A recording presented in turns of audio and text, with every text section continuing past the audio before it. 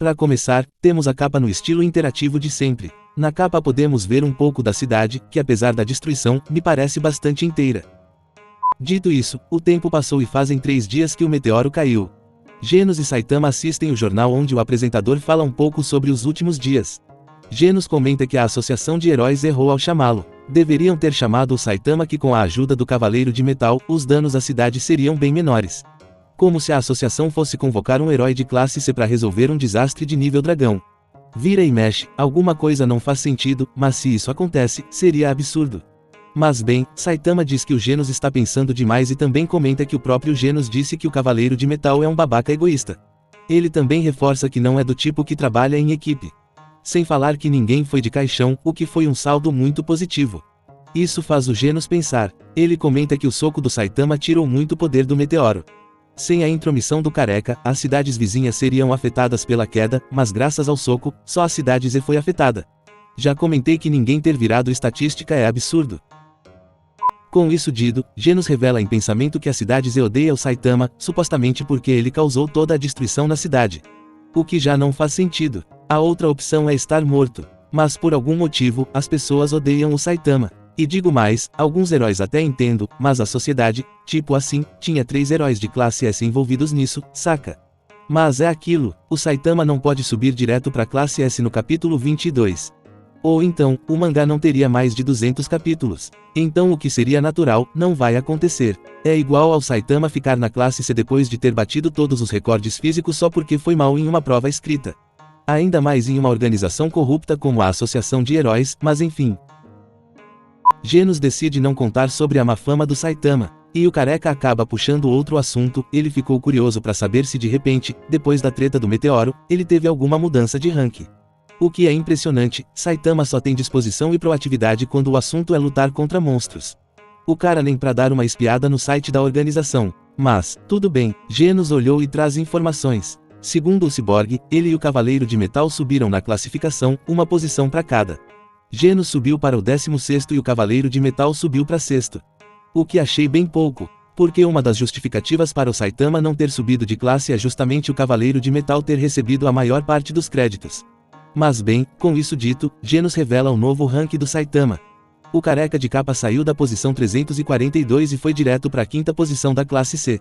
Maluco com toda certeza, bateu um recorde aí. Mas esse mundo não se importa com esse tipo de coisa. Já o Saitama, ele ficou chocado. Ele não esperava ter subido tanto. Mas Genos explica que não seria estranho ter subido direto para a classe A ou talvez até a S. Se Saitama conseguisse diminuir os danos na cidade, a classe A não seria o limite. Ainda assim, o máximo para um desastre de nível dragão deveria ser uma classe A, porém, Genos acredita que o Cavaleiro de Metal levou a maior parte dos créditos, o que me deixou intrigado. Nesse caso, o Cavaleiro de Metal não deveria ter subido um pouco mais. Bom, deixando isso pra lá, Saitama muda de assunto mais uma vez.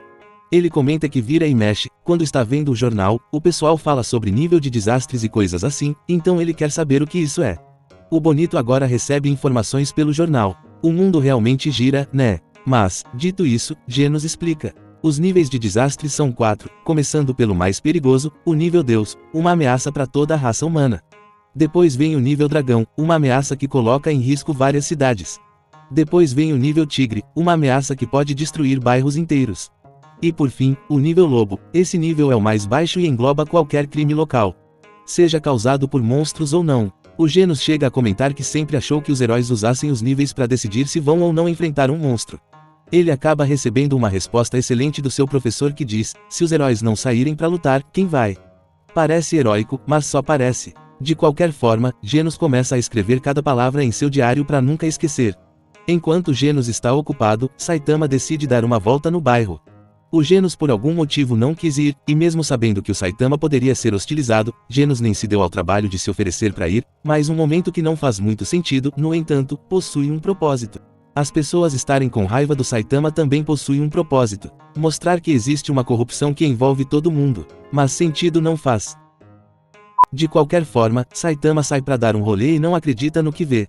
Ele passa por uma casa que parece ter um casaco gigante no telhado. Mas o que chama a atenção do Careca mesmo é a destruição.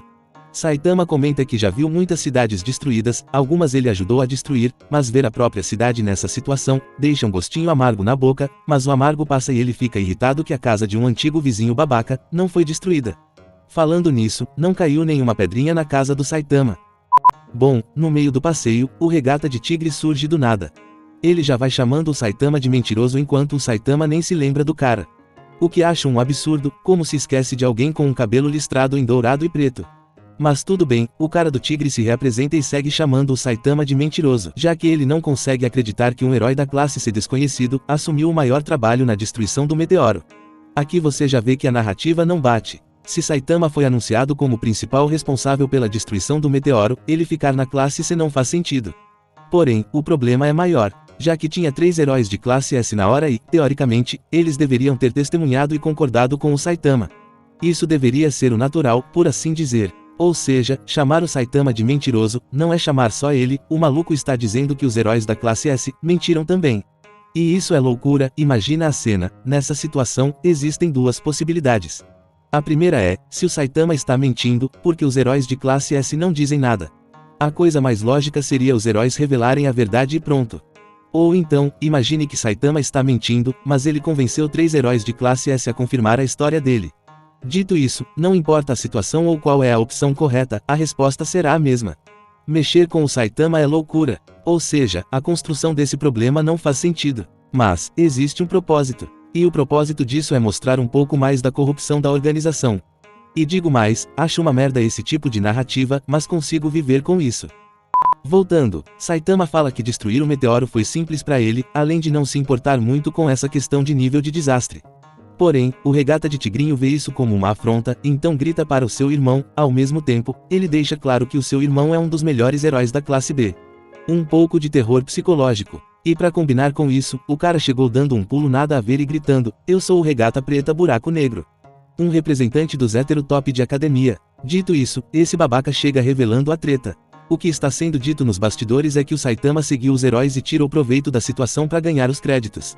O Regata de Tigrinho acrescenta que o pessoal da classe C, nenhum deles, o que acho uma afirmação muito exagerada, não gostam do Saitama. E até aí, tudo bem. Porque faz sentido. Tipo assim, é natural ter inveja e acreditar que o Saitama tirou proveito da situação para subir no ranking. Porém, minha gente, vamos pensar um pouco. Como podem achar que um herói aleatório da classe C iria enganar heróis de classe S e sair ileso disso? Beleza duvidar e até levantar ideias. Mas, ir até o Saitama é o confrontar, aí já é loucura. E digo mais, sentido não faz, mas é uma boa representação do macho alfa de academia. Os maluco não pensa, o cérebro já derreteu. Os caras simplesmente não pensa se esse show vai ofender 3 heróis da classe S, eles só fazem. Mesmo estando em uma organização onde heróis perseguem uns aos outros. Acho isso fantasioso demais, saca? Mas enfim, o Regata Preta começa a gritar numa tentativa de fazer o Saitama ser o culpado, que na verdade ele atrapalha os heróis e por isso, a cidade foi destruída. Até parece o Brasil, vendo assim de relance. Enfim, a multidão vai com os cara que começa a gritar para o Saitama desistir de ser herói. Nesse momento a cena abre e mostra que o Bang está vendo tudo. Como um herói incrível que ele é, Bang decide não interferir. Mesmo sabendo do poder que Saitama tem, ele não quer que o Saitama se envolva na indústria podre e corrupta dos heróis. Dizendo assim, até parece incrível, mas na prática, ele sabe da corrupção e não faz nada. Sem contar que o dever de um herói deveria proteger e ajudar as pessoas, mas ele escolhe o inverso disso. Bang tinha certeza que isso seria mais que o suficiente para afastar o Saitama. Isso porque para o Bang, ser herói não tem nada a ver com ajudar, ser herói é como ser um artista famoso. E enquanto Bang fica em silêncio, inclusive, isso dá a entender que ele não falou nada sobre o Saitama destruindo o meteoro. Na verdade, acho que nenhum dos heróis envolvidos falou alguma coisa. O que faz todo sentido, né? Mas bem, enquanto a múmia fica em silêncio, os regatas sentem que atingiram o seu objetivo, mas decidem ir além. O Regata Preta insinuam que o Saitama fez um movimento suspeito, igual ao que o Regata de Tigre fez no capítulo 19. O Bang vê isso e fica decepcionado. Ele revela o nome do que a dupla quer fazer, primeiro o esmagamento de novatos e agora, querem fazer uma execução em praça pública. E a parte interessante é que o Bang conhece tudo muito bem e até critica a ganância da dupla ao dizer, vocês já tinham vencido, mas foram gananciosos e é por isso que nunca vai sair da classe B. Essa fala do Bang é absurda. Segundo a fala dele, o único erro da dupla foi ter chamado para briga. Mas enfim, Bang vai embora decepcionado enquanto os regatas partem para cima. O tigrinho tomou só uma e dormiu. O Regata Preta, mesmo assistindo o colega apanhar, decidiu ir pra cima. Foi mais uma derrota, preso pelo Saitama que esmagava sua mão, o Regata gritou que inventou tudo. Porém, o Saitama assume toda a culpa pela destruição da cidade. Mas deixou claro pra todos, ele não se importa. Se querem reclamar, reclamem com o meteoro. Porque é muito possível mesmo. Mas, pra fechar com chave de ouro, Saitama mostra que também é um herói de merda ao gritar com os populares. Saitama só faltou mandar se fuder. Mas, deixou claro que quem perdeu uma casa, um carro ou um apartamento, tem mais é que. Enfim, esse foi o capítulo 22 do mangá One Punch Man. Intitulado, Vozes. Você chegou até aqui. É nóis. Forte abraço e até a próxima.